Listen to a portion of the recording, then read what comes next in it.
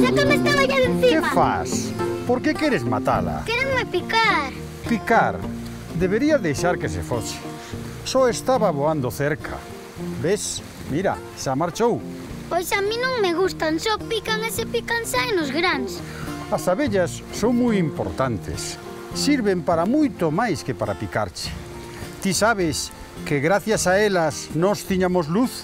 Abo, esos son os lucicos que se desencende, as abellas non dan luz. Non, muller, non.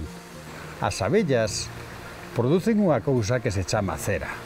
Con ela fan as colmeas donde viven e acumulan o mel. Cando se extrae, se aproveita a cera para facer velas. Velas? Iso que se pon nas igrexas? Iso tamén. Mira, aquí en Covelo había uns sitios que lles chamaban lagares da cera.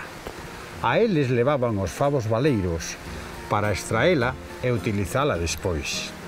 Acaban de arranxar un destes lagares aquí en Paraños. Imos e ensínoche como funcionaba. Vale. E ademais, de paso, miramos este camiño e, fíxate, estas pedras poden levar aquí séculos desde que as colocaron a primeira vez e siguen estando perfectamente.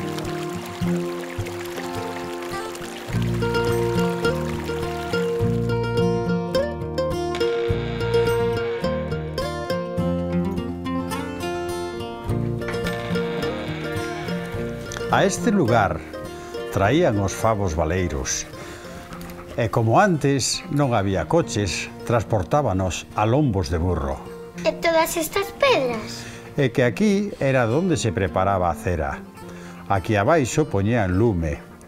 Aquí había un pote e sobre este pote que estaba con auga botaban os favos en anaquiños. Unha vez que se derretía como manteiga, con un cucharón pasaban a este depósito, donde o prensaban e caía en este. De este pasaba a este e deste a estrouto. Menudo mareo, non? Era máis sinxelo, era simplemente para que os restos e as impurezas e as porquerías fora quedando atrás. Desta forma, ao final, era solamente cera limpa. É como un coador, entendes? Sí, pero as velas son alongadas. É que, unha vez que a tiñan limpa e preparada, o que facían eran tacos duros que lle vendían aos cereiros que serían os que facían as velas. Pero as abellas non fan mel.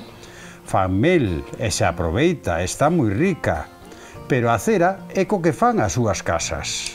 Xa, pero entón, como facían para que as velas fosen alongadas? E o fiño que levan por dentro? Facíanlle un buraco. Que difícil, non? É máis sinxelo do que ti pensas. Os cereiros, unha vez que tiñan a cera limpa, volvían a derretela. Entón, en un aparello parecida á roda dunha bicicleta, colgaban os fíos un a un hasta dar toda a volta. Para metelos dentro da vela? Non, para botar cera líquida que iba caendo polos fíos e se iba amontoando cada vez máis e máis. Pois sí que sabían, De esta forma, unha vez que tiñan a gordura necesaria, sacaban a vela, estendíanla sobre unha mesa para darlle mellor forma e zas, cortaban o cu e xa estaba a vela lista. Mira, tú sí que sabían, Ahora entendes por que son tan importantes as abellas. Sabes o que ademais de picar son boas. Irmonos a cear. Sí, filliña, sí, vamos, sí.